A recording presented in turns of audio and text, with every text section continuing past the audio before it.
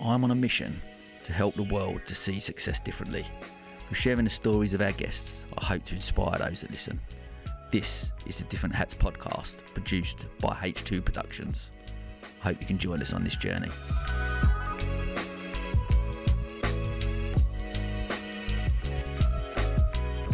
Up to it, like, talk to me about your mindset, like the initial thought process. I'm gonna row the Atlantic Ocean. Where does that initial thing start from, and that whole, just talk to me about your mindset through the process, and then actually the row as well, and what gets you through that. I was at the rugby club. So Neil, one of my fellow rowers, we were at a sponsors' lunch, a few beers, and we were just talking about challenges in general, and everyone had known I'd done a few challenges, and the conversation of what next came up. And Sam leant forward and said to Neil's wife, Madeline, she said, "You'll never guess what he wants to do now. He wants to row an ocean." To which Madeline's response, that's really quite interesting. I think you'd quite like that, wouldn't you, Neil? Not thinking for one moment that he'd lock onto it. And Neil was, yeah, I quite fancy that. He didn't do his, and then we just roll forward, and there was about 3 or 4 texts on my phone the following morning, and we'd all gone and got drunk and stuff like that. And he goes, we picked up the phone. It's like, I fancy this, and it's like, oh, right, okay. And it kind of morphed and got forward. We did actually plan to do it as a 4, and for one reason or another, it didn't work out, and we went back down to a 3. But it ended up being the start of that ended up being the start of a 3-year journey, and 3 years. The training is one thing, but it's actually pulling a campaign together to, you've got to buy a boat, you've got to do the mandatory courses, there's a week's worth of mandatory courses, and the race organisers, Atlantic Campaigns, it's just amazing. And then just a 3-year journey, and it's hard work, and it was selfish. You've got to be selfish to do stuff like that, and I. Because how much training do you do for something like that? I would do a couple of hours a day on a rowing machine or something like that, and a few weights. And then once we got the boat, we clocked up about 250, 260 hours at sea on the boat as well, just getting to know how the boat operates. But even then, the minimum was 120 hours. We said, well, we don't want to do that. We want to smash it. So we did 250, 260 hours of training on the boat out of New Haven, so up and down the south coast. But even that, nothing prepared you for the Atlantic. Oh my word, nothing prepared you for the Atlantic. Yeah, wow. Because what is this like? 49 days? Is that how long? Yeah, we were 49 days. I think the winning team was about 31, and as we speak here now, we're about 90 days on from the start. There's still 3 teams out there. Really? Yeah, it's and they the last so, and we've been on land for 6 weeks, so teammate Willie said that he summed it up really, really well. He said it's simply brutal, and it's brutally simple in the fact that you just got to row from La Gomera across the Atlantic Ocean. There's nothing in the way. You hardly see anything. You've just got to keep going, and it's brutally simple, but simply brutal along the way, because you've got to, on daytime we rowed 2 rowers for 1 hour on, half an hour off, and at night time we dropped down to 1 rower and we rowed for 1 hour on and 2 hours off. So the longest sleep, if you can call it sleep, was kind of just under 2 hours. For the whole, pretty much, yeah. A couple of times we got some bad weather. You try and sleep more, but you just can't because you're just getting smashed. So yeah, the longest sort of sleep in inverted commas was kind of just under 2 hours, and you'd lean in the cabin, you'd shut your eyes, and then before you know it, you're up again. So yeah, you hallucinate, and all the things that I know through reading some sleep books are just not good for you. It's brutal, and it's just the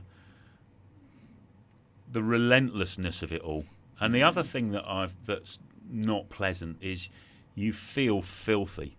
I mean, we got in the water 4 or 5 times to clean the boat, and that was such a nice feeling, because it's hot, 30 degrees or whatever. So you're rowing in the sun. It's hot, so you sweat a little bit. You've got factor 50 cream on, so you know what everyone feels like with sun cream, and then everything is sticky with the salt, so you just feel filthy, and it's just. And It's no pretty respite unpleasant. from There's that. nothing. There's no let respite. up. There is no let up. So you can't, you might go into the cabin when you were going to have your 2 hours, and you just have a little cry, and and I describe it. It's the highest highs and the lowest lows. It just beats you. It beats you and beats you and beats you, and you've just got to get back up again, sort of thing. And to a certain extent, in the kind of, there's a perverse way of thinking about it. It's and I kind of like that. Yeah. It's like, oh, come on. And It's just pushing yourself, isn't it? Constantly pushing those limits of what you can achieve. But I remember doing the Ironman. I remember the last 2 or 3 miles of the Ironman, and I was having a word with myself, and I was moaning and whining and stretching, leaning against a barrier, and why me, all my head in my hands and stuff like that. And this guy went past me with 2 prosthetic legs. Wow. And you go, Garman, man up, get on with it. Yeah. Just get on with it. Stop whining and get on with it. And it's the similar sort of thing. It's like, there are people, there's people, we've been raising money for the charities. There's people in those charities who are having a tough time of it. And when it's like that, I've found, for me personally, I bring myself back, level yourself. Hang on a minute, level yourself. You're in a quite a privileged position here. Yeah, it's uncomfortable. Yeah, it's tough. Yeah, it's wet. Yeah, it's uncomfortable. All these sorts of things.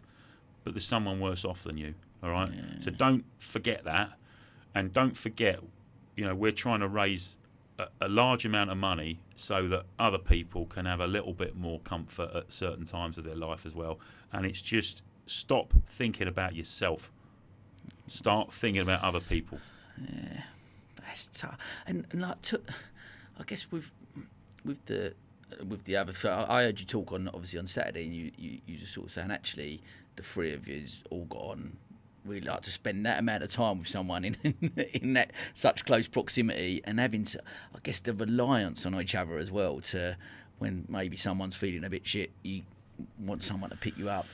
Yeah, it's. I mean, we got on amazingly well. Yeah. I mean, it was non-stop banter, but we did have a little bit of a, raised voices 3 or 4 times in the overall scheme was nothing. Yeah. We all kissed and made up, and it was good. And what brought that on? I'd be interested. Like, what, the raised voices for what someone for what reason? Oh, I mean, you've got, at times in the bad weather, you've got waves that are sort of, and this is not an exaggeration, you've got waves that are 40 or 50 foot, and there's 3 blokes in a boat, and the boat is 27 feet. So put that in context. You're gonna, we need to, and sometimes, for whatever reason, the boat's veered round, so you might be beam on to something that could tip you over. So it's like, we gotta do stuff, and sometimes, we can have a conversation like we're having like this, and sometimes you need to up the ante in terms of the language, and it's a bit like that. But there's nothing, never ever. It was incredible. Never anything other than that. I mean, I remember one particular day on the deck with Wooly, we're rowing along, and most of the wind and the waves for that particular day had come from the stern or the quarter, and we just saw this wave quite a way off. On the beam, and it was probably started a couple of 100 yards out, and it got closer and closer, and it got bigger. And I looked at Wooly and I said, that's quite a big one, mate. And he went, yeah. And it just got bigger. It grew up on us, and then it started foaming. And it's like, and we're looking up. If you can imagine looking up, maybe say 45 degrees across from where you are at the moment, and see this big tumbling wall of water. And I thought we were going to capsize. I just hold on, and I think what happened is it partly went through the boat, straight over us, and I think partly it pushed us to one side, and we just, and sort of 30 seconds later, we're still upright, and we just looked at each other and laughed. We just laughed at it, and it's like, I think I need to go and change my pants because it was, but it was, and then it's hey, we're upright, we didn't roll over, keep going, let's go again, and just let's keep rowing. And Mate, hey, I tell you what, I'd be keen to. You said about them times where, especially at night, maybe you ran on your own. Yeah. It's just you and the other two. Is there like you said, being alone with your thoughts? I don't know, you're 30 days in or something, and you've got another. You're almost halfway, and you've got 20 odd days still to go. Yeah. Like, what goes through your head at those points? Is there that feeling? We just got to keep going. There's no other option. There's no option. There is no option. Because you're in the middle of the Atlantic Ocean, like, what do you... Stop whining. Just stop whining. Stop moaning. Get on. Keep going. Keep going. Keep going. And I think, and you do get the sleep monkeys because obviously you are sleep deprived. So you can't think properly. You can't think straight. So if somebody said to you, Matt, 100 times 4 multiplied 50, minus 50. You go, well, it's 350, isn't it? You can't. Your brain doesn't work like that. It kind of just anything that's like a little bit complicated. It just turns to mush. You can forget about it. So, things like that. The other thing is so I've got my wife and I've got 2 children, and I had early on. I had when I signed up. I don't know what side it is. I had a tattoo done on my shoulder. So I've got 3 stars in a line to represent Sam, Joseph, and Molly. So they're and it's put there. So they're my 3, and I had that when I signed up for the row. So they're my 3 stars looking over my shoulder. And then the other. So when you say about the middle of the night, so at night, and I didn't really know because I hadn't studied the stars, but there's Orion's belt, and what you got to realise is when you're on the Atlantic, on a clear night, the stars and the sky are magical, absolutely magical. And Orion's belt is a formation, and it's, I don't know the history of it all, but there are 3 stars in a line, and it's Orion's belt. The 3 stars are, and I would quite unashamedly sitting here talk. I would talk to Sam and the children. How's your day? How you getting on? I miss you, and I love you, and I can't wait. I would just talk to them. Wow. Yeah, and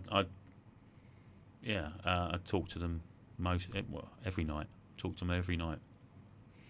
Love that. That's choked me up a little bit. I'm not gonna lie, but I just can't. It's so for listening to you talk, like just. It's so difficult for anyone to just put their mindset there of what that would be like you say, cold. And, I know you're not cold. You're hot. You're warm. Of course. Whatever that was feeling, but just being there at night and just thinking, like, just alone with your thoughts and being in here for 30 days or whatever period that is, and still thinking, and we're going to go on. We had some. I mean, I would at night. And again, you just talk to yourself. I'm not listening. Going back to what you said earlier on, I'm not listening. I don't let the negative thoughts. So I think about the positive thoughts, and I talk to Sam, and I most of the time I'd say, sorry for leaving at home with the kids. Hope it's not too bad. I'd say to Joseph and Molly, I'd just say, hope you have a good day, and say how proud I am of you, how much I love you. Those sorts of things. I'd have those conversations. But then it does get you. It beats you down. It beats you down. And there's one time, and I said earlier on about it's the highest highs, the lowest lows. So there was a realise that we were about a week and a half away from Antigua, and we'd had a pretty shitty day, and we kept getting stuck in this sargassum wind, and it's weed, and it just stops you. You row into these huge carpets of weed, go again, weed, go again, all this sort of stuff, and had a bad day. It was a Friday, and you don't want to admit it, but we were trying to do 60, 70 miles a day, but and 2 or 3 days we'd done 30, 35, and you don't want to admit it, but I got whacked around the face the realisation that we weren't going to make it when I'd hoped and when we'd planned to get back, see the Sam and the children. And we'd already moved it back once, and I rang Sam on the sat phone. It was afternoon at sea. It was kind of early evening then on a Friday, and they were out at a restaurant. And I was crying. I was low, and I just remember saying, I'm just so sorry. I'm sorry. I messed everything up. I've messed you around. I'm really sorry. You're gonna have to bump the flights back again. And she was she was calm with it all. Don't worry. I thought that was going to be the case. And I was, I'm sorry. And I'm crying. And she said to me, she said, "Do you want to talk to the children?" And I said, I can't, and I'm crying, and I just hung up. I just couldn't. I just said I can't, and I just hung up on the satellite phone. I was just in a pretty low place that night. Because we all felt the same. We all felt the same. Just rubbish. It's not going where we want to be.